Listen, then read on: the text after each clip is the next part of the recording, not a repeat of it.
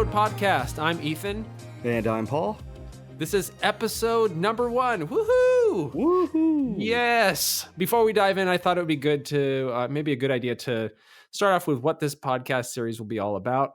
So I've been doing the Hello Road YouTube channel for about a year, and it's been all about driving unique vehicles to memorable locations. And of course, we talk about my fleet of broken, terrible cars. And the whole point of the channel is just to focus on the experiences we have with our cars. And that's what I thought this podcast could be about. You think that's about right, Paul? Yeah, I think that's exactly what we're shooting for on this. Totally. You know, I personally won't focus on the specs of cars too much because I'm kind of a car guy that doesn't know anything about cars. But maybe we leave that to you, Paul. Yeah, I mean, I like to say that I'm kind of a self-proclaimed vehicle encyclopedia. I know things that are just like the silliest things, like how many. How do you want to say this? Like the torque specs for the rear trailing arms on a Daihatsu Charade. Yeah, I know that. Okay. It's 36. Why do I know that? I don't know, but I know that it's 36. So just in case you ever need it. But yeah, it's the silly things like that are just floating through my head at any given moment. Yeah. And, you know, I guess the other thing is I really want to talk about the stories behind our cars and, you know, the places that they take us, the adventures we go on. To me, it's more about the experiences that we have with our vehicles. And that's kind of what I want this podcast to be about. So, you know, we can obsess over weird little details like the weird and strange history of your Daihatsu or how many buttons I have in my Pontiac Grand Prix. Did we count them yet? I sort of did a rough count. I got to 84, but then somebody else said there was 110. So I really must have missed a bunch of them. That's amazing. That's so amazing. Yeah. They had a lot of buttons on cars in the 90s. Well, yeah, for something like that with all the buttons on the steering wheel, but then you look at something like a very, very basic car and there's how many, I should have counted the buttons in the Daihatsu. I think there's actually 1, 2, 2 buttons. 2. That's maybe wow. maybe 4 if you count the little locks that pop up and down. Okay. Yeah. But yeah, I mean that's a big difference right there between it. But yeah, definitely that's impressive with the Pontiac. I always think when I see those steering wheels, wow, that's a lot of buttons on it. That is a lot of buttons. No airbags, but just a whole bunch of buttons you can smash your face on in case you get into a collision. Well, you never know. I mean, all those buttons, the button saved my life or something. Sure. Something like that could happen. Provided a little bit of cushion. Right. Yeah. I was saved by the backtrack button. Yes. Oh, good old Pontiac. General Motors, 90s buttons. It's great stuff. So I guess this is the first episode. We should probably be okay with talking about ourselves a little bit. Yeah, totally. Do you want to start? Yeah, I'd love to start. Since I'm not really on the YouTube as much as you are. A lot of people have seen my posts about, I would say, year and a half ago. I created a secondary Instagram account kind of dedicated to my car, my Daihatsu, and kind of been working on building that up a little bit just to like get out there and meet more people. And that's exactly it's done. It's worked. It's happened. Big thanks to the whole Radwood Show organization that's really kind of brought all of this upon me. It's awesome. It's great. It's cool. So, but yeah, about me. Well, yeah. Start from the beginning. Well, it was a cold night in 1981. I don't remember much about that. But starting from the beginning, car nut from the get-go, as far back as I can remember. My parents, they would rent the VCR from the video rental place, and they would borrow my neighbor's VCR so they can like rent the tapes and then they would copy them. So, I think it's past the statute of limitations. So hopefully the FCC doesn't hear this and go after them. But one of the movies they rented and copied was the first Love Bug movie. If you've never seen it, it's about a Volkswagen Beetle and its owner, and it has a mind of its own. It's somewhat magical, but the thing that got me about that was it was a Volkswagen Beetle, which was awesome because my family had one. More about that later. Um, but the racing aspect of it, even when I was a little kid, seeing that little car out with all the other race cars that just I didn't know what they were. I was, 4, 5, 6 years old. I don't even remember how young, right? And I would see these cars and I'm like, that looks like a much faster car than a Beetle. That looks like a much faster car than a Beetle. And it was defying the odds and winning against it in races. I was like, that's so cool. And that single movie pretty much defined everything about me up until present day. Just it's true. I love racing. I love little weird quirky cars, and I have that movie to thank. Yeah. So that's really the catalyst to everything automotive that I've loved since as far back as I can ever remember. So it's been a lifelong obsession of mine for sure. Yes. so so yeah. Other than that fun little tidbit in the beginning, just kind of speed things up to now. Just a little bit about me. I do own a Daihatsu Charade in 1991. You're one Daihatsu of Charade. maybe 6 people that owns a Yeah, Daihatsu Charade. I think the total of Daihatsu owners in California is 6. I was It's thinking maybe worldwide, but I guess no, it that it's yeah. yeah, It's we'll get. it's much more popular in other Oh countries than it yes, was oh here. yes, oh yes. Yeah, and I vow to you and to all of our listeners, I will not spend every waking moment talking about my Daihatsu Charade. But we need Trust to talk me. about it a little bit. Oh, we will talk Yeah. about it a little bit for Yes. sure. Everybody needs to hear about it. That's it's a very interesting car, to say the least. To say the least, for sure. But yeah, to kind of speed things up to more what's going on today with me. Happily married, coming up on almost 10 years of marriage. Been with my wife for almost 20 years. So it's been awesome. We have 2 beautiful little girls. We have a 5.5-year-old and a 1.5-year-old at the time of this recording. They will grow. They do that. And they get sick all Yes. the time too. It's great. So yeah, so happily married, got 2 awesome kids, a house and a dog, and a Daihatsu. So living That's all you need. yeah, I'm really living the dream. I really am. So it's good stuff. So yeah, about me, other little things. I don't really like long walks on the beach because I don't like getting sand in my shoes. So That's take really a bummer. Yeah. yeah, It's it no is. good. You could take your shoes off, but then you gotta take your shoes off. Yeah, It's such a pain. and then you get wet feet, and then the sand. Yeah, but Yeah. and then the sand gets in the car. But I digress. I'm You just hate going. the beach is what you do, what you hate. Yeah, I like looking at it from like when you're just kind of standing there like, oh, okay, this is cool.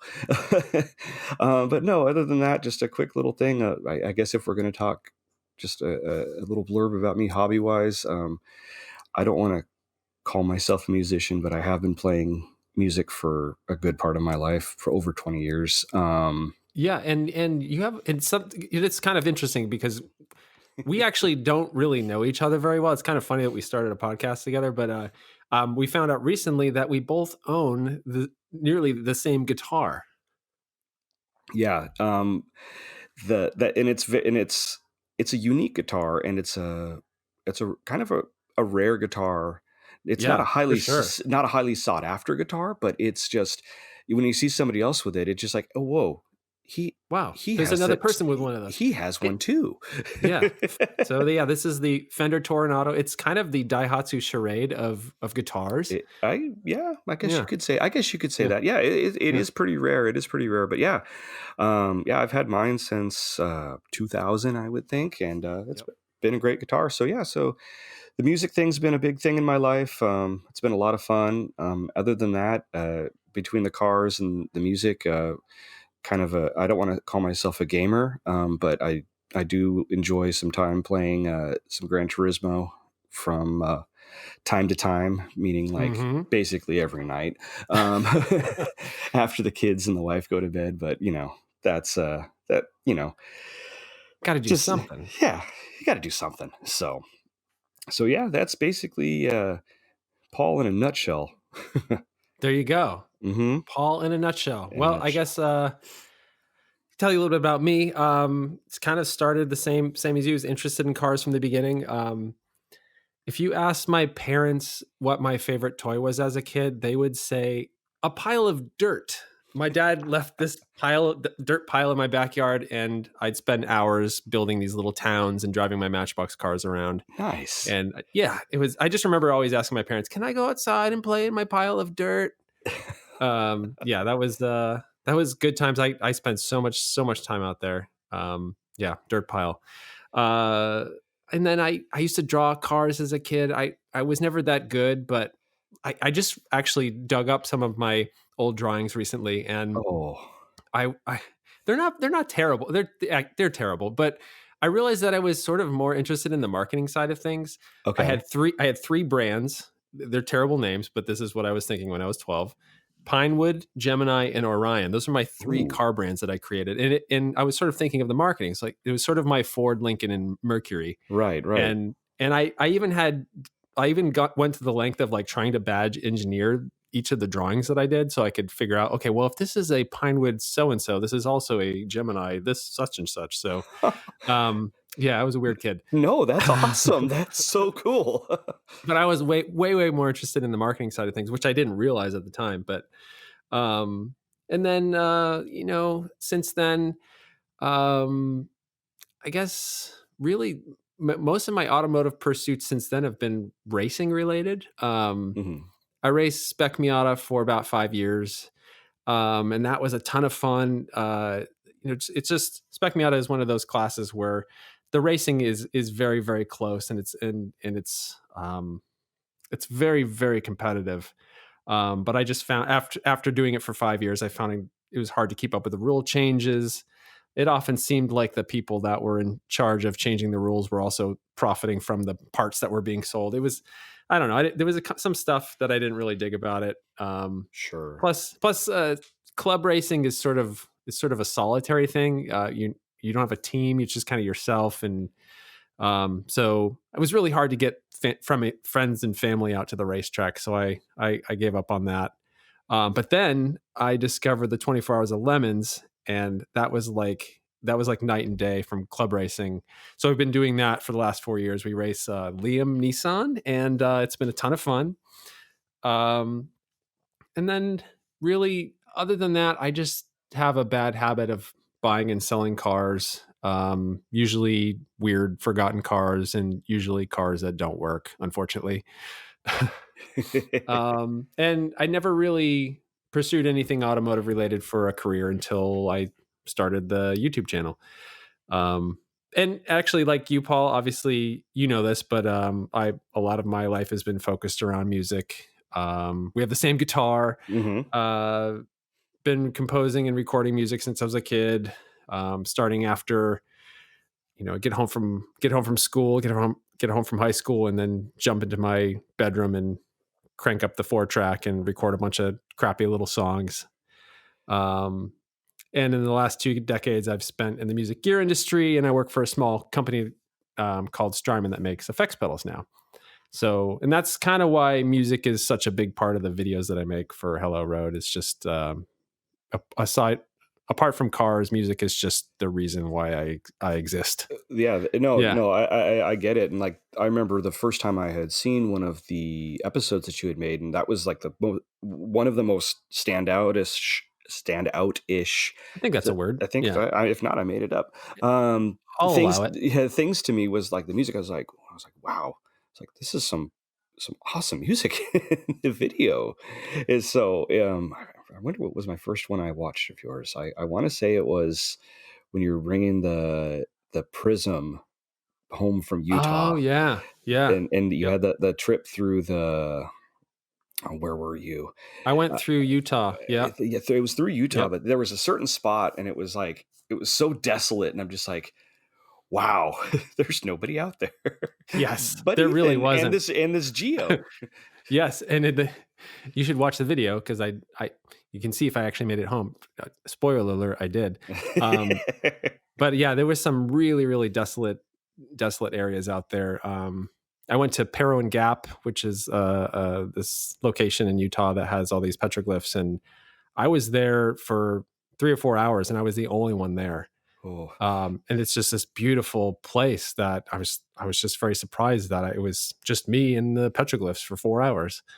Um, yeah, Yeah, that I mean, that's cool though. That and that's the whole thing too that I think is something going into like the podcast that we can talk about and we're gonna be talking about are these adventures because there's so much cool stuff out there. Like that's another thing that's connected me and you, I believe, together is yeah, the that sense of adventure. We want to go see some cool stuff. We want to take some cool cars to see it and just basically make it super fun and memorable and make the memories because that's truly what's important. exactly. Truly what's Yeah. important. So That's the whole reason why I started this YouTube channel. It wasn't that you know, I mean, I did have this problem where I would be hunched over my laptop at like 3 in the morning, and I had like 70 Craigslist car for sale tabs open.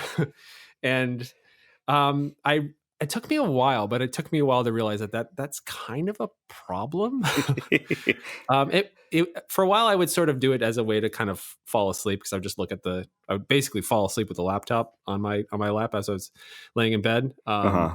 But I after a while I think my wife pointed out, I was like, why do you do this every night? And I realized, you know what? Okay, I have to try to turn this into something positive and you know basically let's let's really focus on the experiences with the cars and start this channel as an excuse to get off my butt and go out there and find some new places to check out and places to drive to, and obviously it sort of allowed me to justify buying all these terrible cars. There you go. And I mean, Yeah.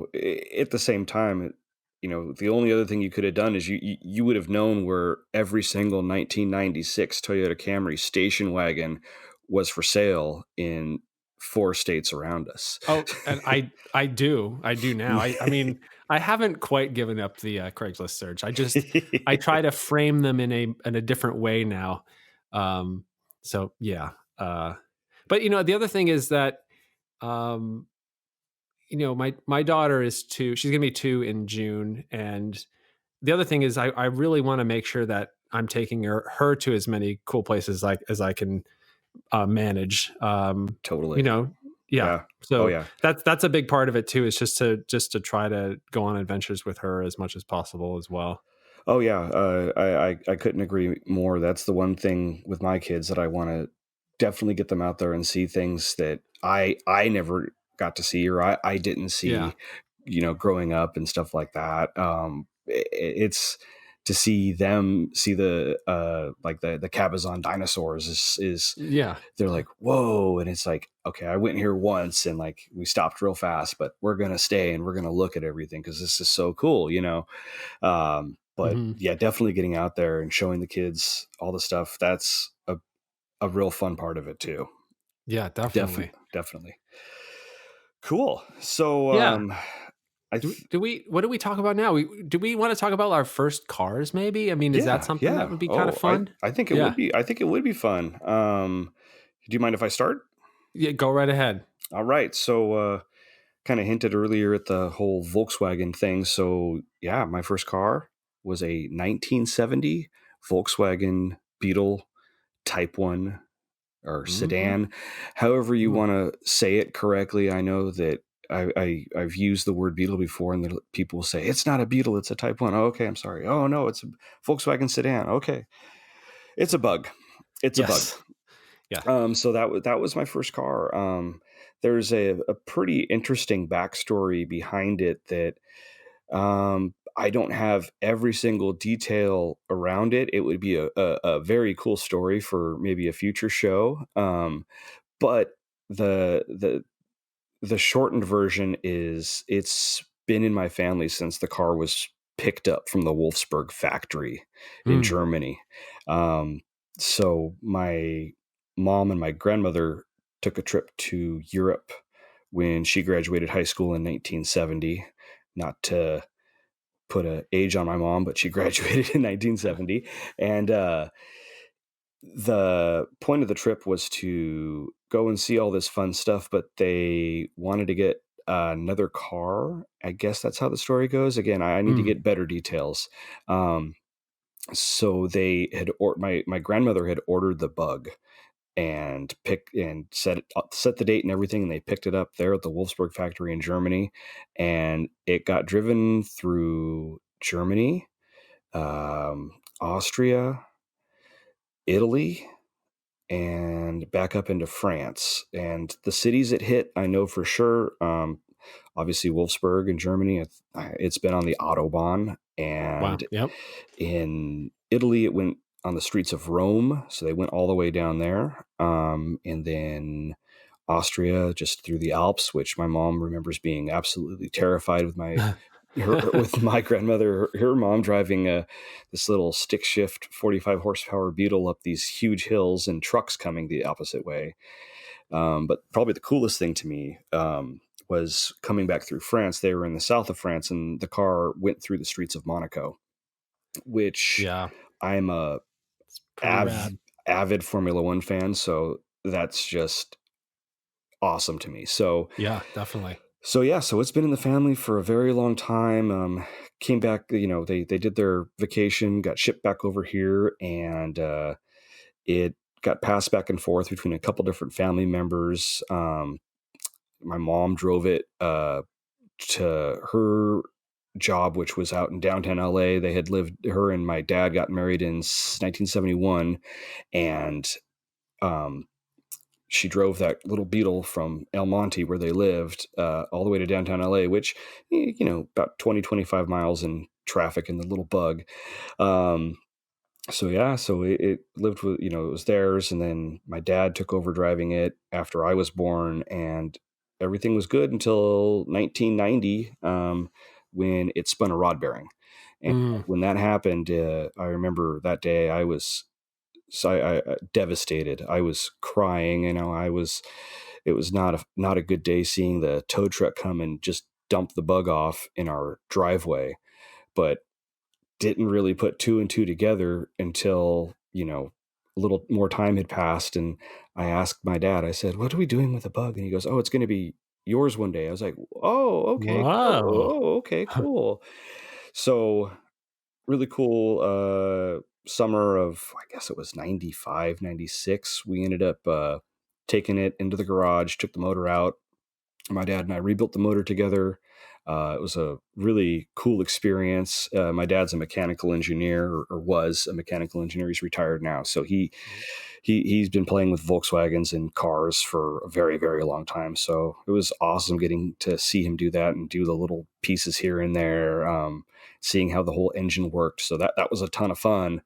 But got the car ready for me. So when I had got my driver's license, I was able to go putt around in the Bug and learned how to drive stick shift in it, which was interesting if you've never driven a Bug. You Yeah, I've can only driven one with the two-speed semi-automatic. I've the, never driven a manual one. the auto stick. It's Yeah, the auto stick. Yeah.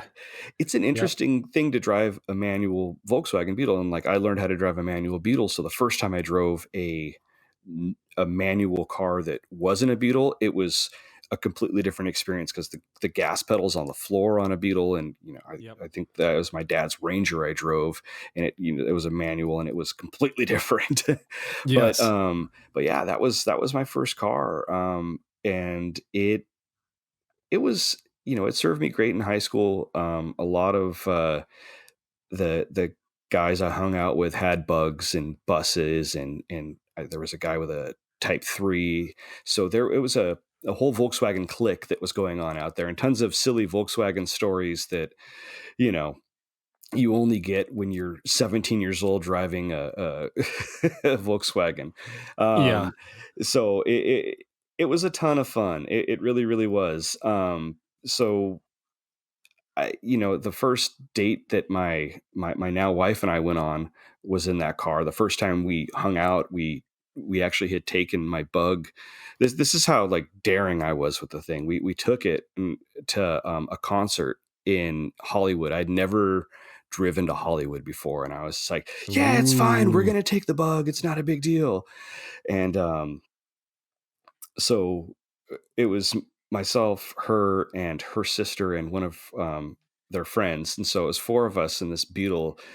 And it's just funny because I look back on it now, and I'm like, man, that was hilarious that the four of us took a Beetle out to Hollywood. It was like the first time I had driven like that far.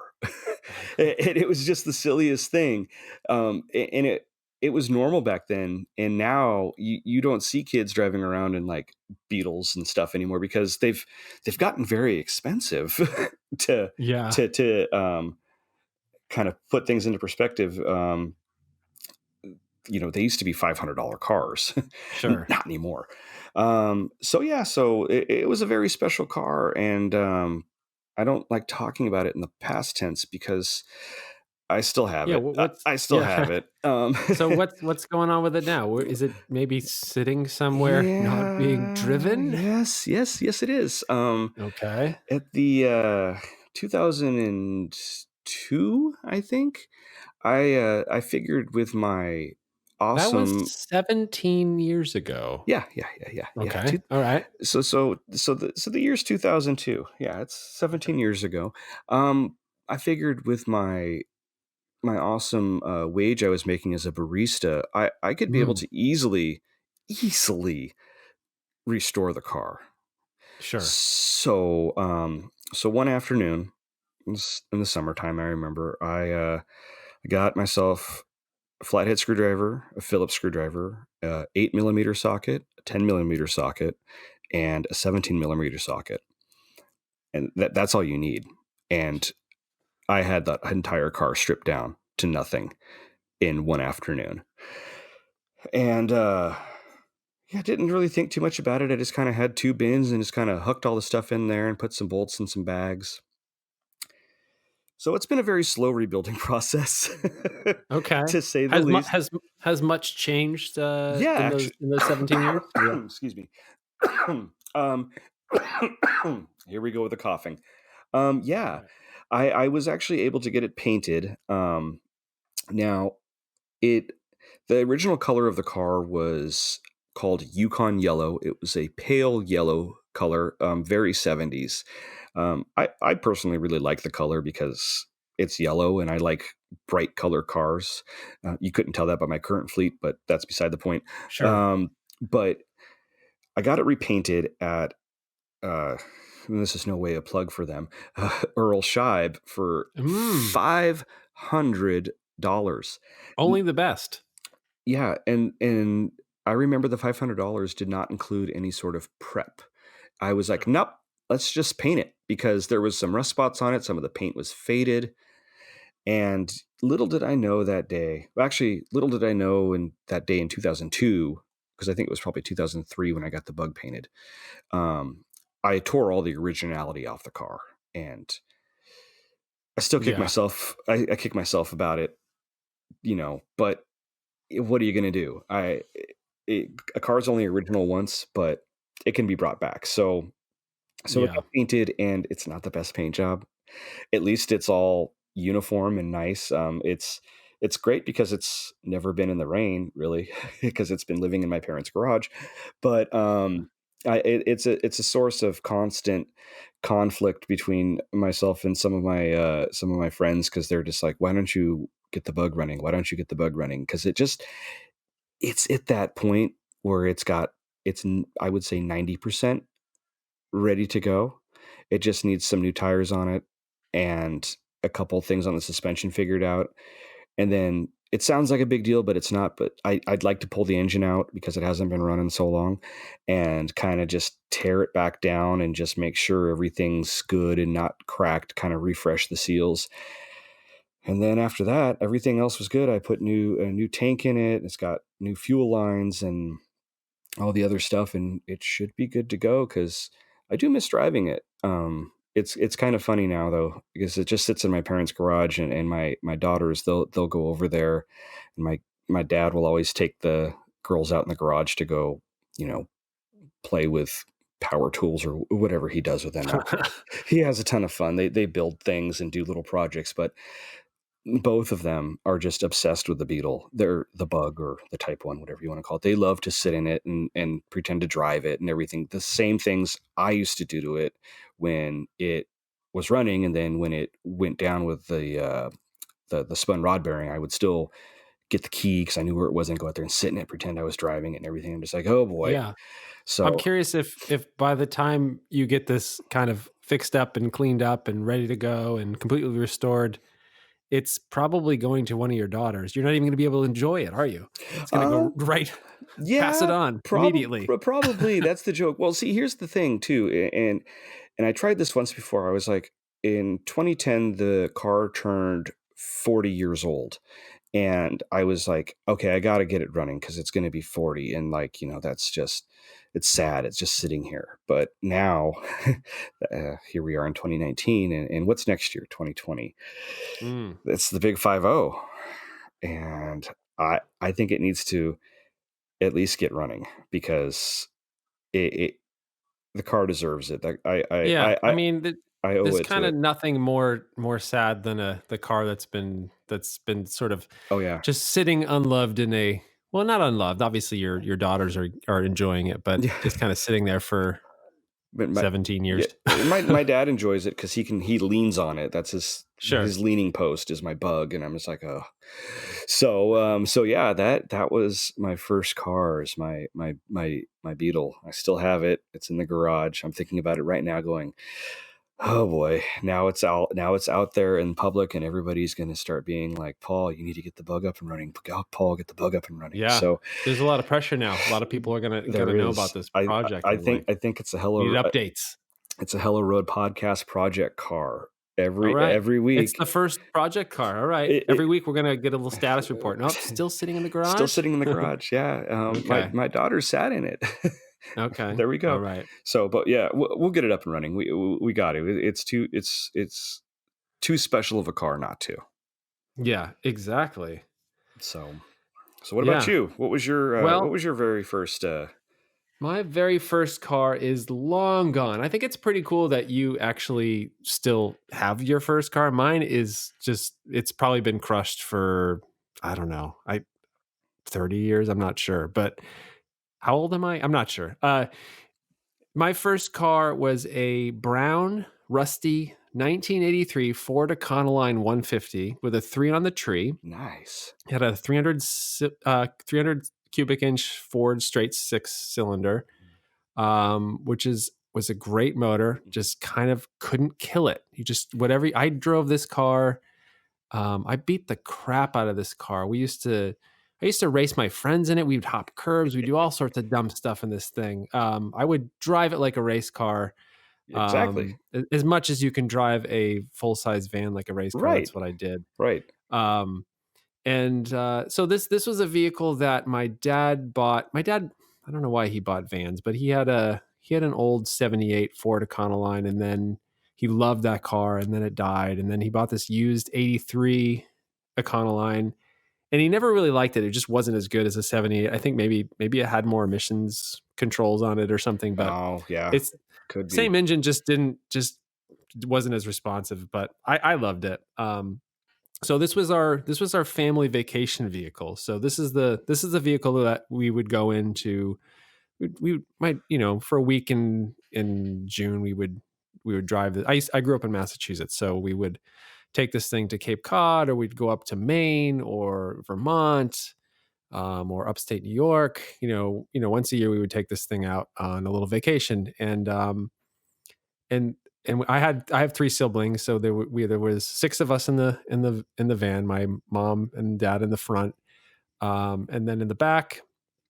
This was not a conversion van. This was a cargo van that my dad put some windows in. He put some ceiling vents in, um, and he found some old, I think Ford Thunderbird seats and a couple other old van seats that he bolted to 2x4 frame. So he made this Nice. 2x4 frame and he bolted the seats to that.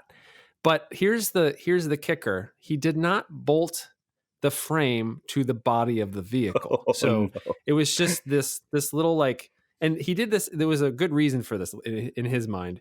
The reason was he would take the van to the dump to like bring our trash to the dump every week. So in order to fit all the stuff in the van, he would slide the seats out of the back, just leave them in the yard, and then take everything to the dump, come back, and put the seats back in. So, um, yeah, I Oh mean, boy. this was the 80s, so Yeah.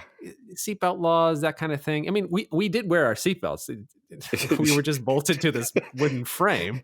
Um, and it's just so weird to think like all it would have taken him is like, just an hour to throw some bolts through the bottom of the van. I don't know. He Right. just never did it. Um, so yeah, I'm there were, imagining this whole seat contraption thing. Like you could have also taken it out in the wintertime and like gone to a snowbank and had a really, really bitchin' sleigh because it would have. yes. That's what I'm imagining. Yeah, that's a great idea. I never did that. We did a lot. I did a lot of stupid things in this van, but I never did that. Um, but anyway, yeah, this was a great family road trip vehicle. Had the nice, big windows in the back, and just stare out of that window, stare out of that van window a lot of my summers. Hmm. Yeah, good vehicle, but the once I got it, I didn't really do anything to it other than just I had it a little bit later. So by that time, over these New England winters, more and more rust holes had formed, and Sure. um, me and my friends nicknamed it Brown Sunshine after that White Zombie song, Black Sunshine. So we drive. Let's take Brown Sunshine today. Um, so and then I obviously me driving it more stupid than my dad would drive it. The seats were still not bolted in the back, so I take my friends around, everybody sitting in the back, and we hop curbs and stuff. And there's a few times where my friends would crack their heads on the ceiling of the van as we go over bumps and that kind of thing. So that was I it's could kind of I dumb, could just but imagine the just the it bouncing and then the seats bouncing and just being two separate physical entities moving. It just ooh, it sounds like a good time. yeah, it was a good time. Um, Actually, there was one good thing about the seat sliding out that I do remember that I took advantage of. As a musician Hmm. kid, we would. I had my friend Adam that I grew up with. I had him set. We took up slide up the seats. I had him set his drum set in the back of the van, so he'd set it up, the whole drum set, cymbals, everything, Nice. and I would drive around while he was playing. So we would just drive all around our little town, and just people would be staring at us like, "What the heck is going on there?" Eventually, I installed a bass amp, and we'd have drums and bass going on while I Nice. drive around. Um, yeah, that was good times. Also, one other thing, a good thing about not having the seats in the back is I wasn't always didn't always do things by the book. I did a couple of things that I shouldn't have.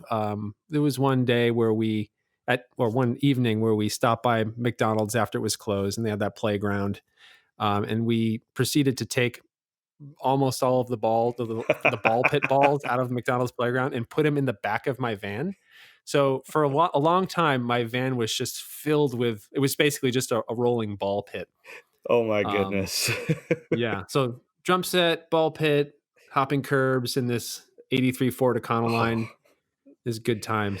Oh, it and just like the I guess the other thing that I always forget about is like how unreliable this vehicle was, just and also just these New England winters, the rust holes Mhm. that were in it. I could sit in the driver's seat and just see the street moving past me through the door. Whew. Yeah, I experimented with Bondo a little bit here and there and tried to fix it up, but I didn't know what I was doing. As a 16-year-old kid. Um, but there was this one time I was driving to high school, and the exhaust kind of fell off, sort of. But what happened is, instead of falling off completely, the tailpipe now, instead of pointing out the back of the car, now it was pointed up through a rust hole into the vehicle. Oh my. So this was a very very cold New England winter morning, trying to get to high school, and I was like, whoa, I'm starting to get a headache. What is going on here? And then I realized what was going on. So it's probably 4 degrees Fahrenheit, and so basically I just rolled down all the windows in the whole van and just bundled up and tried to drive to school with Oh, all the windows down. Um, it- yeah, I exhaust falling off has happened to me many times, not just with this car. yeah, Yeah, definitely. Lots more interesting stories in the van. That's for sure. Oh my goodness. yeah, It's funny. The one thing that you mentioned, you're experimenting with the Bondo. And that's the other cool thing about like the first cars is trying to fix them as a kid, yeah. or try to modify them. That's always the other most hilarious thing. It just reminded me of with my Bug. It had that Volkswagen motor has a single barrel carburetor and has this oil bath thing on it, and it's some emissions thing because it's a California car. I remember my friend was like, he had a Bug, and he goes, "I got this thing at the Volkswagen place called a K&N filter." I was like, "What?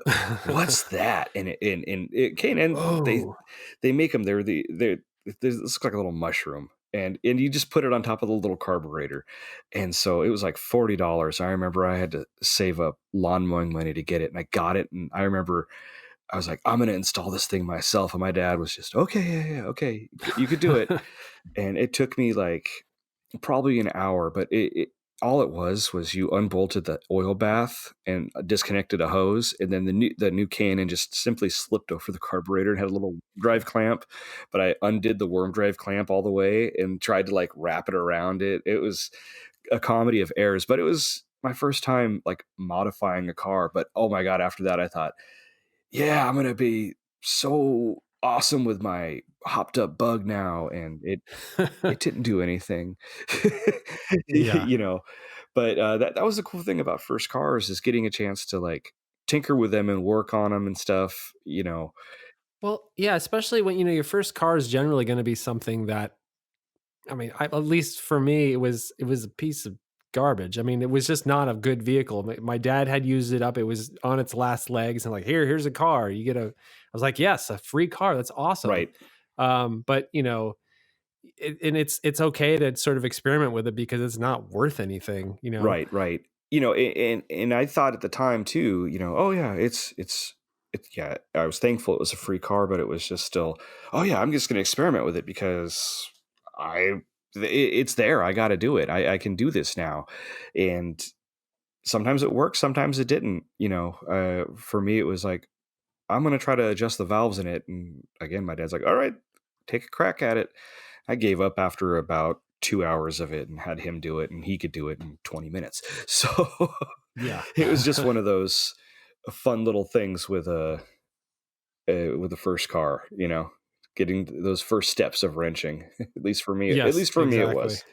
So, Yeah. I mean, I have always been a terrible mechanic, not very good with anything related to engineering or putting things together, taking things apart. It just my brain doesn't really work that way. So most of my early experiments with the car were, Bondo, paint the hubcaps. mhm, I think I tried to clean the carburetor once. That was actually kind of easy because in the Econoline, the engine is basically right next to the driver's seat. So you just pull off this little fiberglass cover, and then there's the engine. So that was kind of the nice thing about that vehicle.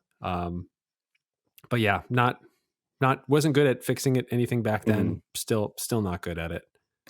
I haven't learned anything. Is what I'm saying. Yeah, that's something with me that I've grown to really, really love is working on them.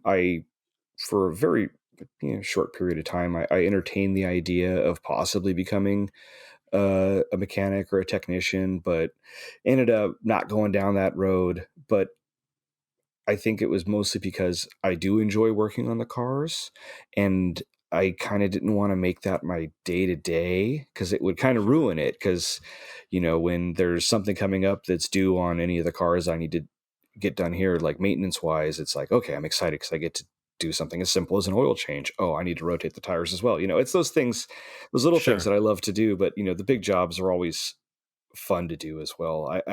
I don't know. I just have fun with it. So the only thing I'm not good at and that it scares me is diagnosing. That's something that I leave to my mechanic friends.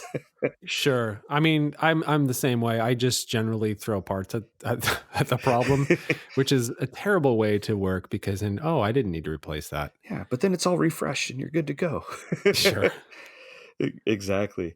Yeah. Cool. So yeah, my first car, your first car, those were some. It's probably good that we only limited ourselves to one car in this episode because I don't know how many cars you've owned, but I just went through the list a couple days ago and I think it's 35. That's a, that's 35. that's a good number. Yeah. That's a really good number. Yeah. I'm not anywhere near that, but I should have had the number handy off the top of my head. I'll try to talk and count at the same time. Let's see if I can multitask. 1, 2, 3, 4. I'm not really multitasking, am I? No, we need like some interlude music here while you try Yeah. to figure it out.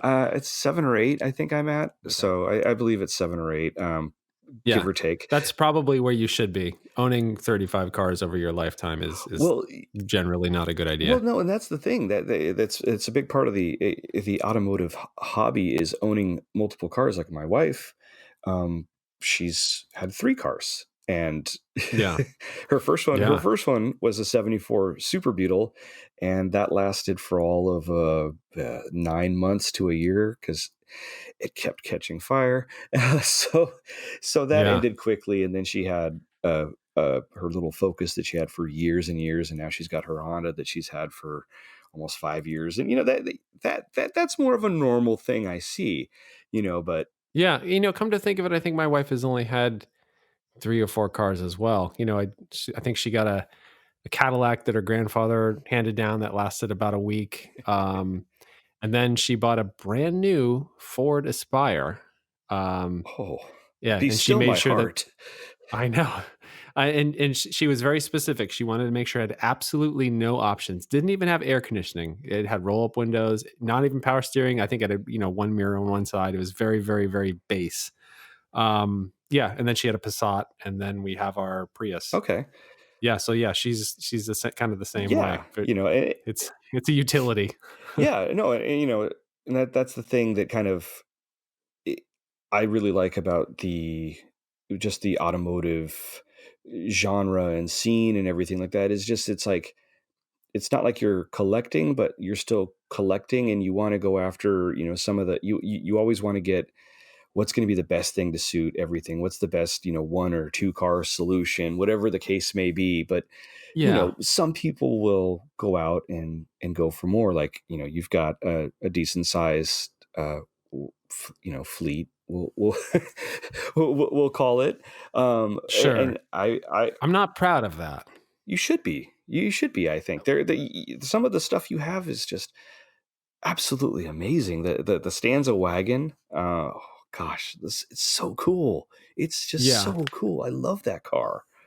Yes. I mean, I definitely feel like I bought a lot of these vehicles for my YouTube channel, Mhm. and obviously they're vehicles that I've really been interested in a very long time for a very long time. But it is very difficult to you know I probably need to invest in like 12 battery tenders, and there's a lot of things you need to do when you're trying to keep 12 sort of already kind of broken vehicles Oh running. yeah, it's. How would you describe this? It's like having not. I don't want to say like 12 children, but it's It is that in a in a way. way Yeah. it is.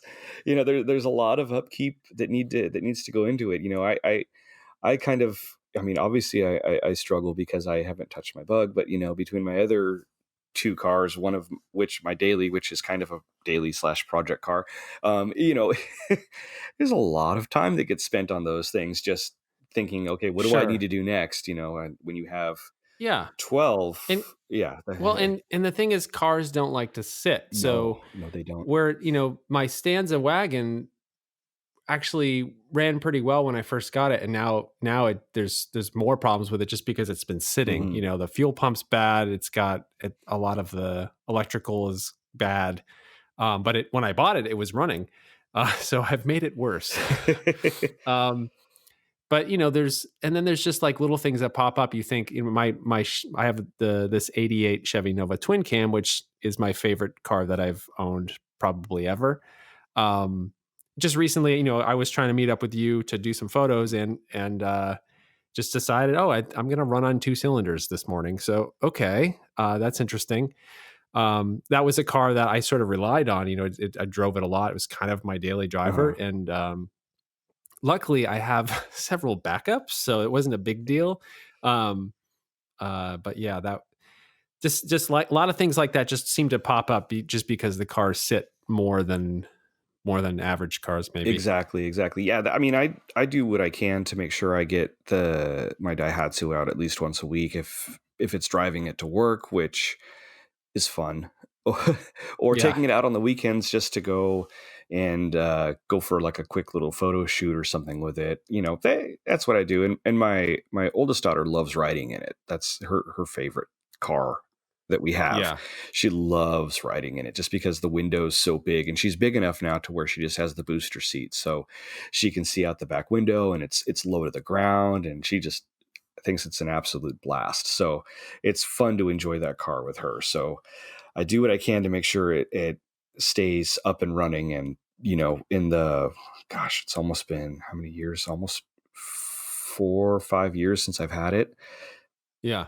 It's never broken down on me. It's been a great car. So it's got 220,000 miles on it. And Wow. Yep. besides just changing the oil here and there, nothing really crazy has happened. I've done some preventative stuff to it, and that's probably helped.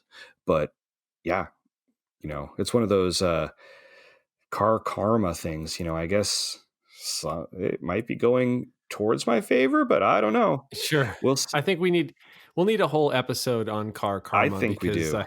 yeah, I feel like mine is bad. um and it's probably partly my doing. So, yeah, Yeah, we'll save that for another I episode. think so. I think that would be awesome. Yeah, that would be a good one. Yeah. For sure. So we actually also wanted to talk about you had this idea of maybe doing a car spotting Yeah.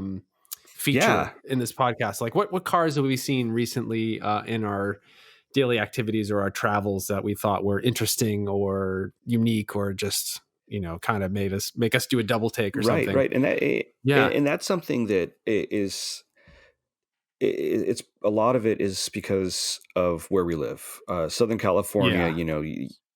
I see posts when like some of the jalopnik riders come out from New York and they're like, damn Southern California, and they're perfectly preserved 1962 Datsun or whatever it is, just street parked. But we are lucky that way. We are very lucky that way. And it's because of that we Yeah. get to see some awesome stuff just driving around from time to time. So Oh, for sure. or every day, things will always Yeah. catch my eye. I'm always, oh, there's like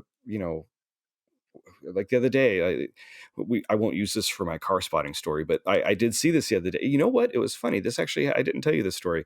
When we left from our photo shoot thing we did, maybe we did, I don't know. Um, suspense. When Whoa, a photo. photo shoot. By the time this podcast's out, everybody will see the photo, so there's nothing to hide. All right. Well, either or, fun story. Yes. Uh, it's actually kind of. I'm gonna go off on a slight tangent here, but when we pulled out of that street, you had pulled out first, and then I had pulled out behind you onto the main street. I Yeah. had to wait because the car that was coming down that road was a Sterling. Do you know what a Sterling is? Well, if I remember correctly, wasn't there some sort of partnership with Honda, or was it sort of like an Accord It was essentially? essentially an Accord, yeah, and it was like I think something to do with Rover.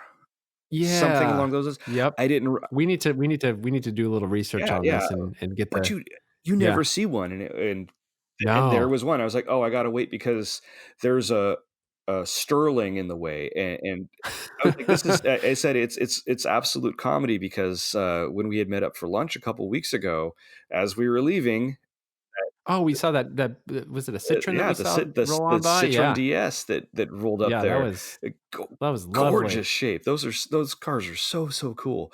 So Yeah, I mean, just that I think it is you're right. Every time you leave your house here in Southern California, you see something like, "Oh, wow." yeah, There's still those are still kicking, those still driving right. around. And the other another like funny story of interesting cars. You had recently done that video with a Humvee, the Yes. H1. So Yeah, it was the technically the HMMWV, yeah. one of my neighbor at the in the when you as soon as you turn onto my street, the first house right there, he has one. He daily drives it. It's Oh, it, that sounds it's awful. massive and it sits there. And I remember seeing it all the time driving past this neighborhood before we bought our house. Like that guy, I can't believe he drives that big old H1 Hummer everywhere. But sure enough, Yeah. every day I see an H1 Hummer because there's one there. It's my street's full of odd cars, the Hummer H1, and there's a Daihatsu in the driveway. So, Yep. so yeah, so that was kind of the idea with car spotting. Besides those two entries that I wasn't intending on talking about, I just had to kind of share it real quick because it was just funny. The last two times that we've hung out in person, there's been a Sterling and a Yeah. Citroen DS. So what'll be next time, Ethan? What'll be next Yeah, I don't know. Yeah, maybe, geez, So, I don't so know. kind of my idea I had with this car spotting for everybody to know is just something you saw that's at random and kind of look up a crazy fact or two about it. And so I don't know how you were planning on presenting yours because we didn't have a pre-production No meeting, plan. but you know No what? That's plan. okay. It's episode 1. Yeah. When we Yes. look back at this and this is the greatest hits, Yeah, we'll look back at this. Oh, episode was our best episode. yeah. I hope that doesn't No, I don't happen. think it's going to happen. Okay. But so my vehicle that I saw, and I actually see these kind of often, and I think that they're so cool. They're not really my kind of car. I saw Mhm. Isuzu Vehicross in that Yeah. yellow color. Oh my goodness, Mhm. that car is so cool. It is such a cool look. I mean, SUV, whatever you want to call the thing. So, um, Yeah. That's a car that I would love to own one of these, but the prices on these are kinda a little out of control just because are they they? made so few of them. I think people just know that there's idiots like me that want this car. I mean, it's just it is one of those just super weird, unique vehicles that yeah, it kind of looks like a shoe in a way. I don't know I if haven't thought you about get it. the I haven't same. thought about it as a shoe. I'm looking at a Yeah, picture of one right now. Yeah, yeah, it's sort of a shoe car. yeah.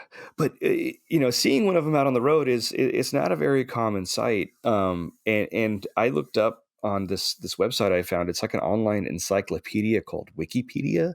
I don't know if you've ever heard of it. Yeah, No, I not stumbled familiar. across it. It was like the first thing, but the production numbers on these things. I mean, this is the internet can't be wrong, but it's pretty crazy. So they only sold them here in the United States, it seems like, and in Japan. Okay. And in Japan, they actually had way less of them. These things were built in Japan. They had a lot more colors than we did, though. But they had the grand total production was 1,805. That's not a lot of cars, and that's over a production run of 1997 to 2001. That's Wow, that's not many at no, all. I was thinking about my Nova twin cam, which I think is incredibly rare. They made about 3,000. That was 1 year only. So yeah, this is uber uber rare. rare. And in the Yeah. United States, we only had the car for 3 model years from 1999 to 2001, and the total number of cars we got in the United States, any guesses? It's more than Japan. 16. It's Okay. more than Japan. No idea. 4153 is the total. Okay. All right. That's Yep. not a lot of cars. And No. you know, you take into consideration how old the car is, and you know, the majority of them, or not the majority, but a good portion are probably no longer with us. But they're so cool. Like I think the thing that stands out to me the most on them when I see them, I mean, besides they're absolutely just striking to look at, is the headlights. If it pulls Yeah. up behind you, you see those headlights, and they're unlike anything else you'll ever see, basically. Or Mhm. if you get behind one, that humongous clamshell that's on the back for the lift gate for the over the spare tire, it's it's pretty crazy. So Yeah, and it's got all this plastic body cladding, which was sort of kind of a thing back then. Pontiac did the Honda Element. A lot of cars like this. Cars had that back then. It doesn't age very well. no. The couple of Via Crosses that I've seen, a lot of those, the plastic body cladding is faded quite a bit. Mhm.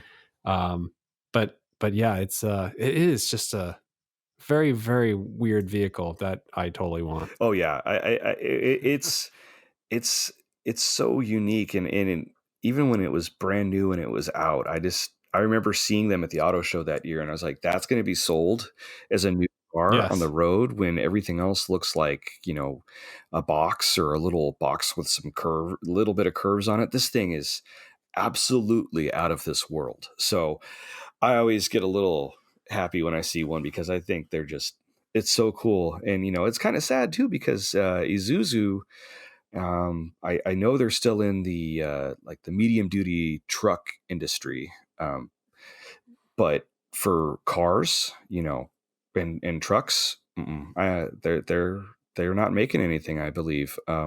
Had some good memories with a friend that had a Isuzu Trooper manual transmission. Mhm. He used to drive that car up in the canyons, and yeah, it was it was sure interesting, that's for sure. But you know, they had some really cool cars, the Impulse, and I think they had the iMark, and then the Stylus. They had a bunch of Yeah. super rad Mhm. cars, super cool stuff. So yeah, Isuzu Vehicross. I saw one of those coming home from work the other day in that awesome yellow color. Yeah. So cool. Yeah. So, what I saw recently was a couple weeks ago, driving on I-10 East towards Joshua Tree. Um, we just noticed like there's a Toyota, old like maybe 90s Toyota pickup truck towing another Toyota truck. And then a little bit further up, we saw, oh, there's another Toyota pickup towing a Toyota pickup. And then another 30, 40 seconds later, wait, there's yet another Toyota pickup truck towing a Toyota pickup truck. And happened once more. There was another set of trucks towing trucks. So this was like, what the heck was going on? And I got some video of it. I didn't really know what was going on. But recently on the Radwood Facebook group, somebody posted and said this happens all the time, apparently. I Uh, guess I'm not sure if this is true, and I'd love if somebody could comment and let me know. But apparently, a lot of these vehicles are being exported out of the U.S. and headed down through South and Central America. Maybe as parts vehicles, or maybe as just other. Obviously Toyota trucks from the '90s are highly sought after, mm-hmm. great, super uber reliable vehicles. So it looks like many of them are heading out of the country. Interesting. But I just thought it was sort of weird that somebody posted on the Radwood Facebook page a couple days ago, and it kind of all made sense. Um, so that was my car spotting, was just this odd caravan of super reliable Toyota trucks leaving the Oh man, country. I'm assuming. you could make a real tongue twister out of it. Some Toyotas towing some Toyotas. I can't do it on spot, but you know, you could Yeah. definitely do Wow. some tongue twisting Toyota towing Toyota thing. Sure. Yeah. Oh, those little trucks are like, if the motor, what was in it, the 22 RE, 22R. 22 Yeah. RE. I remember there was a kid, I guess you can say kid. When I was in high school, you know, he was in high school too, and he had one, and his dad was a total grease monkey. Like they had a bunch of like beat up old cars. And he drove this little red Toyota pickup with a 22R in it. And he always joked that he's like, these things will run forever, but you don't put any oil in them. You just keep the oil in them for as long as you can. I'm like, what? He goes, yeah, you just do that. And every like 100,000 miles, you just take the head off and have it, refinished, and you put the head back on it. Just don't ever change the oil in it. I'm like, what the hell? But apparently I guess they run forever. I, Well, I've had a couple Toyota trucks, and I did change the oil and it still ran forever. So I feel like just go ahead and change It the must oil have, just in yeah, it must case. have been, some playing some silly joke on me or something. Who knows? I was gullible back then. I had a Volkswagen and didn't really understand Sure. much besides other than Volkswagen. So, Yeah, but I had a 1990. It was also my dad's old truck that he gave me. Super super reliable. I just couldn't kill it. mhm, Couldn't kill it. And then I stupidly got rid of it because I wanted a bigger truck so I could tow my spec me out a race car. So I got some dumb Dodge Ram 2500 diesel, which was gigantic, and then it was useful obviously for towing my race car, but not really useful for anything yeah, else. yeah, I really really missed that truck, that Toyota truck. yeah. Oh, there. That's the thing about trucks is like my dad. He's always been a truck guy. He's always had trucks, except for his brief stint with a Ford Thunderbird SC he had for a little bit. But he's always had trucks, and a lot of my friends got trucks, and they're like, "Yeah, once you get a truck, that's it. You're not going to go back to anything." And I haven't ever really had the desire to get one, unless it was, I had the case like you did, and I was like, oh, I need to tow a race car. Then, yeah, okay, I can see it, but yeah, I don't know. It's just never been one of those things that hit me is wanting a truck. But a good few of my friends, that's all they've owned ever is trucks, and my dad. Yeah. I've had a bunch, but it's always been okay, I gotta buy one because we're doing lots and lots of, you know, work on our house and our landscaping and that kind of Sure. thing. And it just made sense to not constantly rent a Home Depot truck every couple of Yeah. days. But and obviously I've been doing a lot of racing, so you needed something that I could regularly tow Right. with. Right. But yeah, really, other than that, I mean, that's the reason why I own my stupid 2000 Ford F-250 right now.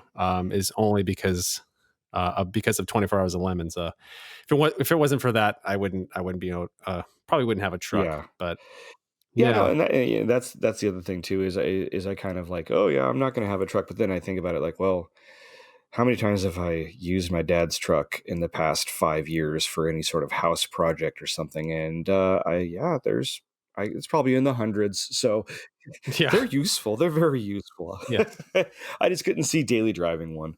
That's my thing. So I for actually have sure. another tangent I'm going to go off. I have a couple friends this is hilarious, but it's true. They autocross their pickup trucks. Okay, It's all pretty right, interesting. So yeah, one of them has it's a full, I guess they're both Chevys 1500. Yeah, they're pretty fun. So there's actually a kind of a whole group of people that are kind of coming up and doing a lot of autocrossing with pickup trucks. Um, so it's my buddy and his girlfriend unfortunately got hers stolen last year, and she ended up, yikes, yeah, but they ended up getting a Colorado, not one of the new ones, but the first generation ones, yep, and they dropped a V8 in it and did all sorts of stuff, and it is insane. So that's the end of that's the spectrum of pickup truck that I really enjoy is like, okay, cool. You're going to go autocross a pickup truck. That's cool. It's a ton yeah. of fun.